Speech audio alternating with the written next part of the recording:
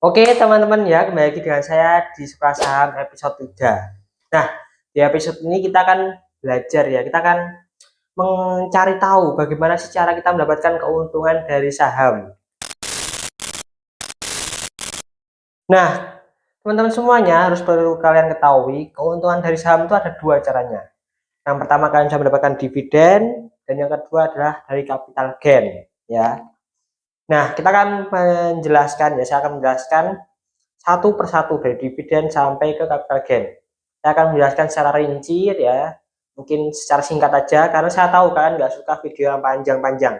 Jadi saya akan membuat video ini sesingkat mungkin, sependek mungkin. Jadi kalian nggak akan bosan melihat videonya. Oke, langsung saja kita bahas apa itu dividen. Oke teman-teman ya, jadi dividen itu adalah sebuah perusahaan ya, yang TBK yang sudah memperjualbelikan sahamnya. Dan dia itu ya, perusahaan itu ingin membagikan hasil ya, jadi bagi hasil. Contoh perusahaan A ya mendapatkan laba kotor sebanyak 50 juta, terus dia dikurangin tuh dari operasional ya, biaya operasional, gaji karyawan ya, beli alat ini tuh, dan ya tersisalah ya uangnya menjadi laba bersih. Nah, laba bersih itulah yang akan dibagikan ke para pemegang saham, teman-teman ya. Jadi saya akan contohkan langsung nih. Ya, bisa kalian lihat di kertas ya, teman ya. Contoh saya punya perusahaan Fawas Industri gitu ya kan. Biar keren. Ya, Fawas Industri, teman-teman. Nah, di Fawas Industri ini membagikan sebanyak 10 lembar saham. Ya, 10 lembar saham.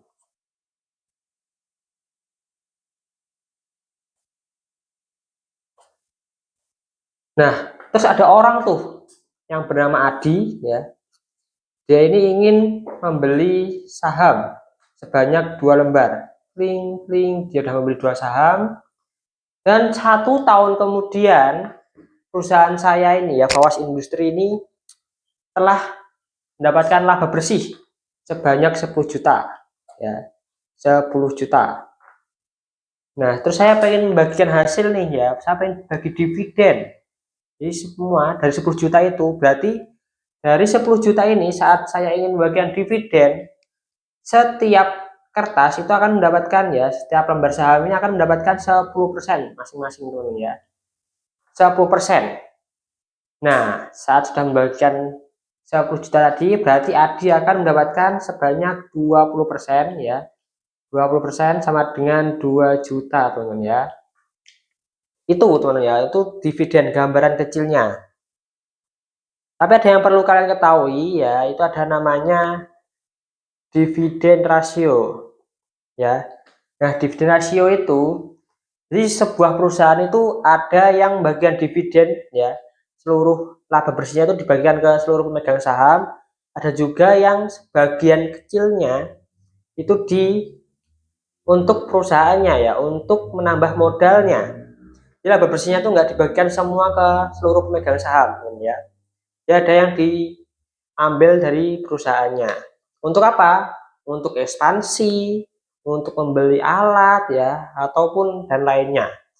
Nah, contohnya seperti ini teman ya. Contoh ada dividen rasio 40%. 40%. Saya akan ngambil dari 10 juta ini.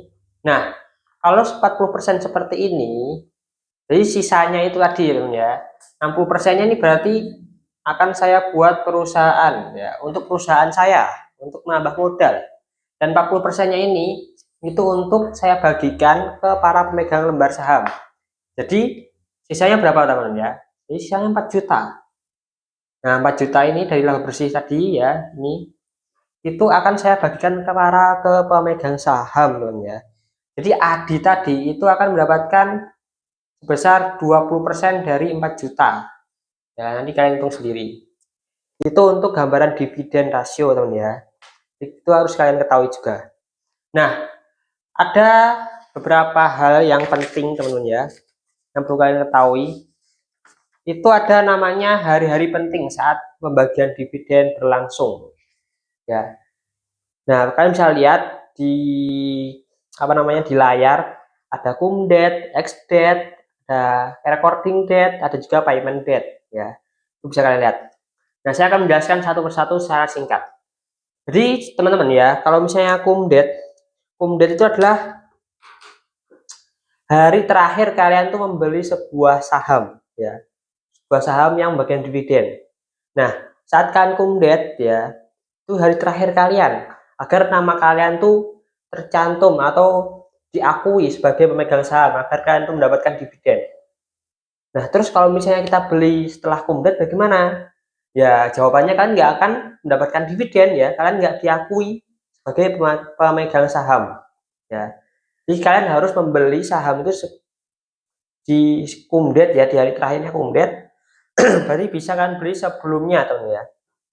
Itu kan harus tahan sampai cum date ya, cum date itu selesai. Nah, ada yang kedua namanya ex date ya, ex date setelah cum date. Nah, ex date ini adalah ya kalau misalnya kalian beli, kalian nggak akan diakui sebagai pemegang saham.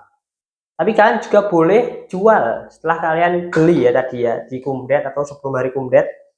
Itu kan bisa jual di ex date-nya. Kalian tetap akan diakui sebagai pemegang saham teman-teman saat kalian jual di ex date ya. Ex date ini kayak expired ya, jadi udah nggak berlaku untuk kalian beli saham seperti itu. Dan istilah yang ketiga itu adalah recording date. Jadi kalian para investor saat di hari ya di tanggal recording date itu kan nggak usah ngapa-ngapain teman-teman ya, kan nggak ada tanggung jawab di situ. Jadi kan nggak usah ngapa-ngapain, kalian santai aja. Nah, ada yang selanjutnya yang terakhir adalah payment date. Ini adalah hari yang kita tunggu-tunggu ya para investor yang suka dengan dividen ya. Itu adalah hari yang kita tunggu. Itu adalah hari pembayaran dividen. Jadi pembayaran dividen itu ada di payment date, teman-teman ya. Itu adalah hari terakhir kalian. Oke, teman-teman ya. Mungkin kalian udah paham tadi ya untuk dividen. Mungkin kalau misalnya kalian belum jelas, bisa kalian komen di kolom komentar. Nanti saya akan buatkan videonya secara khusus kalau kalian belum paham. Oke, jadi kita akan lanjut ke apa namanya cara mendapatkan keuntungan yang kedua, yaitu adalah dari capital gain. Jadi teman-teman ya, capital gain itu adalah sebuah keuntungan yang mana kita dapatkan dari harga selisih jual beli ya. Contohnya seperti ini. Ada sebuah perusahaan ya, kita ambil contoh aja seperti sama kayak tadi ya. Nih, Awas Industri sama kayak tadi. Nah, perusahaan itu memiliki saham teman-teman ya. Contohnya harga sahamnya itu lagi di harga berapa ya enaknya? Kita kasih contoh dipakai angka bulat aja ya, angka kecil di 10 misalnya. Terserah kalian mau namain $10 kayak ₹10 kayak terserah ya. Ini 10 ya. Terus Awas nih beli ya. Oh, jangan Awas. Kita kasih nama siapa? Adi lagi teman ya. Adi ini ingin beli di harga 10. Terus harganya turun teman-teman ya, harganya turun. Harganya turun menjadi 5.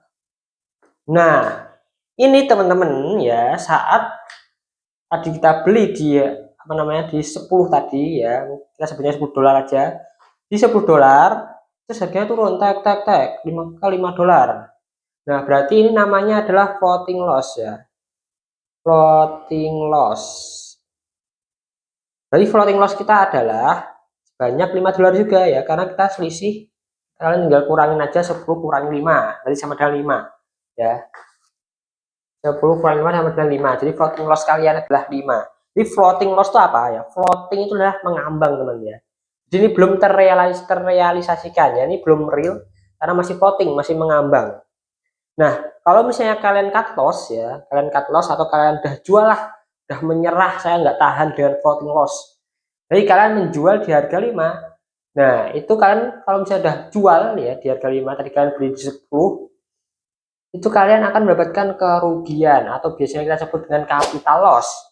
Ini sama juga ya, $5 tadi. Nah, kalau misalnya sebaliknya, ya kalau misalnya sebaliknya, harganya naik, tek tek tek tek, ting ya, harga naik ke 15 dolar. Nah, ini teman-teman, kalau misalnya kalian belum jual ya 15 dolar tadi, itu disebut dengan namanya floating profit, teman ya. Floating profit itu sebutannya. Jadi masih mengambang ya. Jadi kalian mendapatkan keuntungan tadi berapa? Kalian beli di 10 ya. Terus kalian apa namanya? Harga sahamnya itu naik ke 15. Jadi floating profit kalian itu adalah 5 dolar juga. Teng. Itu kalian mendapatkan floating profit ya, atau yang mengambang belum terrealisasikan. Tapi saat kalian sudah menjual ya di harga 15 dolar tadi, berarti kalian tuh akan mendapatkan namanya capital gain, teman-teman ya. Kita sebut capital gain karena sudah terrealisasikan, karena sudah kalian jual. Ya, kebalikannya dari yang loss tadi ya, adalah capital loss. Jadi kalian paham ya, teman-teman ya, untuk capital gain tadi itu adalah salah satu ya cara kita mendapatkan keuntungan dari saham. Bisa kalian dapatkan dari dividen ya, dari capital gain. Nah, dari capital gain ini gampangannya itu adalah kalian mendapatkan keuntungan dari selisih harga. Kalau misalnya harganya kalian beli di 50 dolar ya, atau 50.000 ya, 50.000, terus harganya naik nih sahamnya ke 100.000. Ya berarti kalian mendapatkan, kalau kalian misalnya belum kalian jual, itu akan mendapatkan floating loss 50.000. Jadi kalau kalian udah jual 50.000 tadi, itu akan mendapatkan capital gain sebanyak 50.000, teman-teman ya. Jadi itu gampangannya ya. Sangat simpel, teman-teman, nggak usah ribet-ribet. Serah kalian mau pilih yang mana ya. Kalau saya cenderung, kalau misalnya modal kalian kecil, ya kan pilihlah saham-saham yang lumayan fluktuatif agar kalian bisa mendapatkan capital gain yang banyak dari sana. Kalau misalnya kalian uangnya banyak, ya udah punya ber-MM-an, ya kalau kalian ingin cari aman, bisa kalian cari ya saham-saham yang membagikan dividen yang rutin seperti itu ya. Ada dua cara, silahkan kalian pilih sesuai keinginan kalian ya, sesuai planning kalian, sesuai strategi kalian. Oke teman-teman ya, mungkin cukup sekian ya video ini. Jadi kita akan bertemu lagi ke episode 4 ya, setelah saham.